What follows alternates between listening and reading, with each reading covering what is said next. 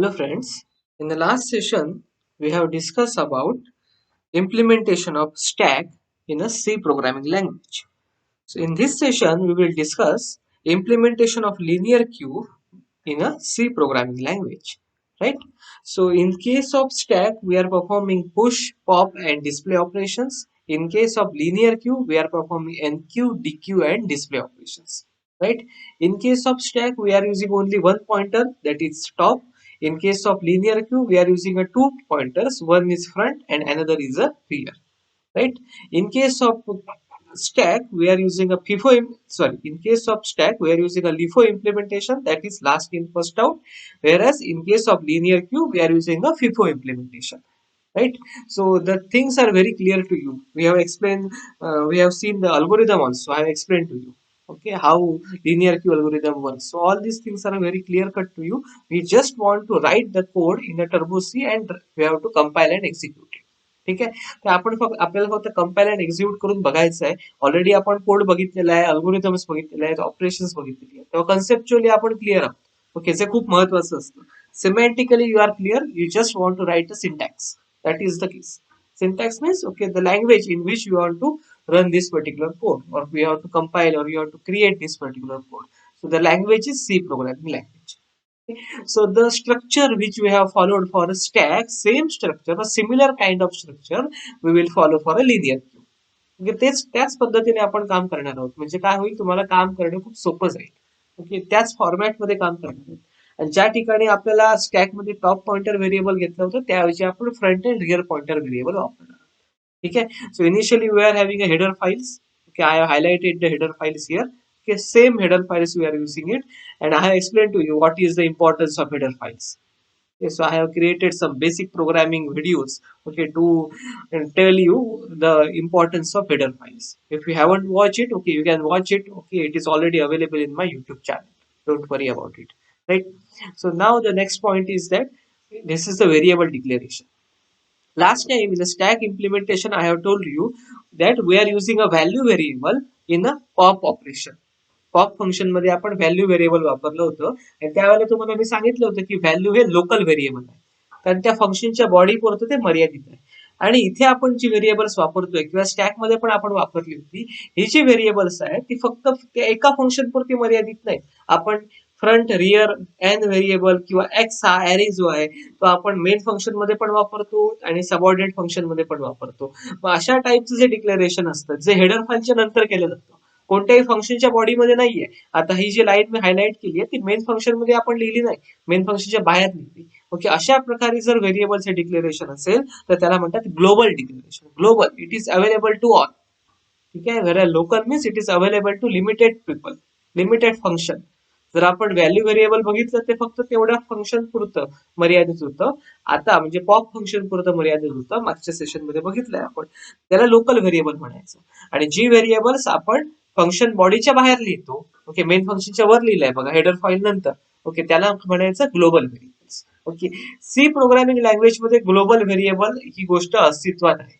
C व्यतिरिक्त ज्या OOP programming languages आहेत, ऑब्जेक्ट ओरिएंटेड प्रोग्रामिंग लँग्वेजेस आहेत, ओके, ज्या तुम्ही शिकताय ओओपी मध्ये शिकताय, C plus plus programming language, okay, ह्या ज्या ऑब्जेक्ट ओरिएंटेड प्रोग्रामिंग लँग्वेजेस आहेत किंवा जावा असेल, त्याच्यानंतर जावा येणार आहे पुढच्या सेमिस्टरला, या सगळ्या प्रोग्रामिंग लँग्वेजेस मध्ये ग्लोबल व्हेरिएबल ही कन्सेप्ट काढून टाकली आहे. ओके, ती का काढून टाकली त्यावेळेला बघू आपण, सध्या काय आवश्यकता नाही त्याची. ठीक आहे. सो सध्या सी प्रोग्रामिंग लँग्वेज मध्ये काम करतोय आपण. So this is nothing but a global variable declaration. तुम्ही ग्लोबली व्हेरिएबलला डिक्लेअर करू शकता, जे आता आपण इथे डिक्लेअर केलेली आहेत, मी हायलाइट करून दाखवतो. आणि का आपण केलं ग्लोबल व्हेरिएबल डिक्लेरेशन, कारण ही जी फ्रंट, रिअर अँड ही जी व्हेरिएबल्स आहेत ती आपल्याला मेन फंक्शन मध्ये पण वापरायची आहेत आणि त्याचे सबऑर्डिनेट फंक्शन मध्ये सुद्धा वापरायचे. त्यानंतर स्टॅक मध्ये आपण पुश, पॉप अँड डिस्प्ले अशी फंक्शन घेतली होती. आता आपण enqueue, dequeue and display function घेतो, जे आपल्या लिनियर क्यूला ऍप्लिकेबल आहे.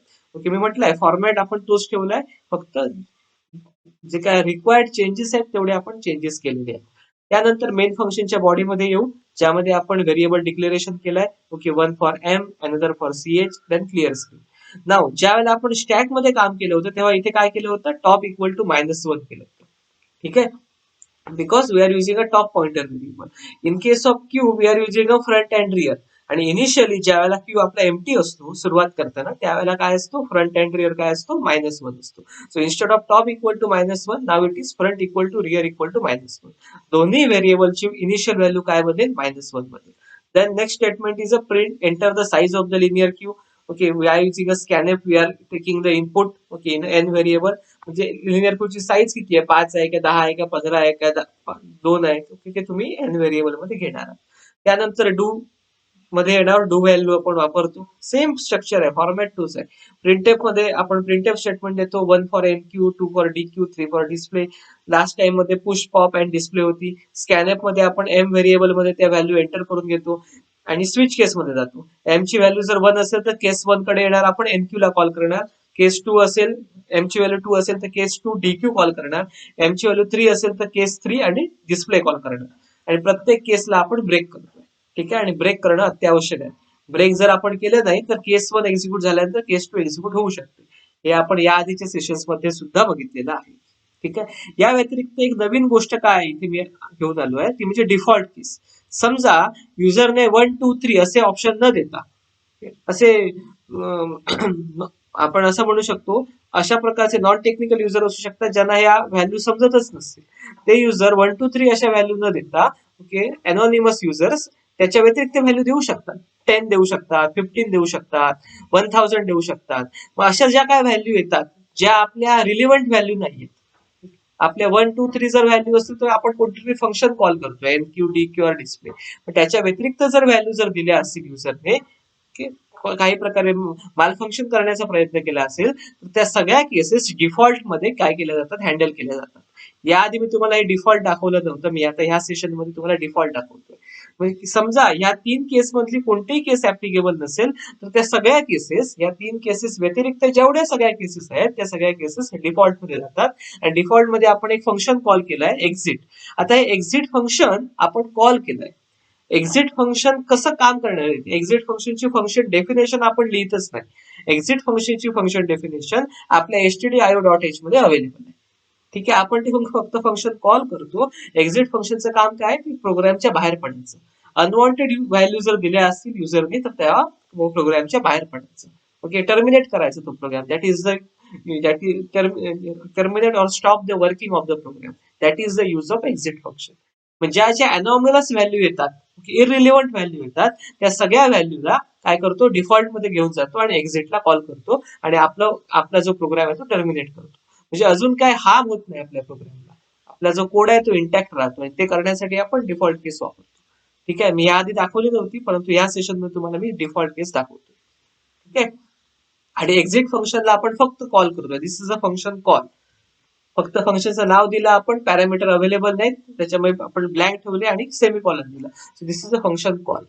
आणि त्या एक्झिट फंक्शन काय काम करणार त्याची फंक्शन डेफिनेशन काय काम करणार म्हणजे फंक्शन डेफिनेशन. ती फंक्शन डेफिनेशन आपल्या हेडर फाईल्स मध्ये अवेलेबल आहे तेव्हा आपल्याला ती फंक्शन डेफिनेशन देण्याची काही आवश्यकता नाही. ठीक आहे then we have close the switch case. Okay then we are asking a user that do you want to continue 1 for yes 0 for no same thing. समजा एकदा एनक्यू ऑपरेशन परफॉर्म केलं परत युजरला एनक्यू ऑपरेशन करायचं असेल तर आपण त्याला चॉईस देत असतो आणि विचारतो. जर सीएच ची व्हॅल्यू 1 असेल तर काय त्याला अजून ऑपरेशन किंवा फंक्शन परफॉर्म करायचे तर आपण काय करणार आहोत स्विच केस मध्ये राहणार आहोत किंवा डू व्हाईल लूप मध्ये राहणार आहोत. अदरवाईज आपण लूपच्या बाहेर पडणार. ठीक आहे so this is the end of our main function. Here the end of main function. आता चांगल्या प्रॅक्टिसेस काय आहेत मी सुरुवातीला या गोष्टी दाखवल्या नाही आता एक गोष्ट बघत जायची की चांगल्या प्रॅक्टिस अशा आहेत की ज्या वेळेला एखादं फंक्शन क्लोज होतं संपतं ना फंक्शन त्यावेळेला आपण तिथे कमेंट द्यायची. ह्या ज्या कमेंट्स असतात त्या कशा लिहिल्या जातात डबल लाईन्स लिहिल्या जातात. ओके डबल स्लॅश लाईन्सने आपण कमेंट्स लिहितो. कमेंट ही जी गोष्ट आहे जी आता इथे लिहिली आहे बघा ही गोष्ट आहे त्याला म्हणतात कमेंट. कमेंट ही गोष्ट आपला कंपायलर सी कंपायलर एक्झिक्यूट करत नाही त्याला रन करत नाही त्यातले एरर काढत नाही. कमेंट ह्या कोणासाठी असतात प्रोग्रॅमरसाठी असतात. प्रोग्रॅमरला समजावं आपलं फंक्शन कुठे एंड होत आहे त्यासाठी असतात. म्हणजे त्या एक्झिक्यूट होत नाही. ओके त्या काय असतात आयडियल राहिलेले असतात शांत थांबलेले असतात ते काहीही काम करत नाही ते कुठे पार्टिसिपेट करत नाही. केमिकल रिएक्शन्स मध्ये ओके काही गोष्टी अशा असतात ज्या कॅटलिस्ट म्हणून काम करतात. कॅटलिस्ट मीन्स ओके जे ती जी रिएक्शन आहे ती रिएक्शन पूर्ण होण्यासाठी काय करतात रिएक्शन पूर्ण होण्यासाठी आपली काही ताकद त्याला अप्लाय करतात. रिॲक्शन पूर्ण होण्यासाठी काय